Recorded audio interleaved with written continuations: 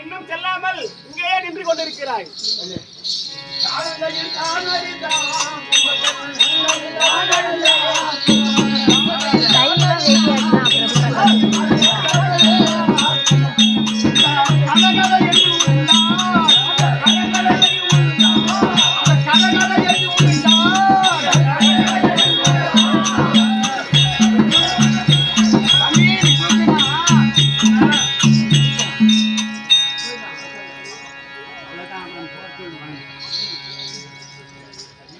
ஐயோ அண்ணா, ஐயோ அண்ணா,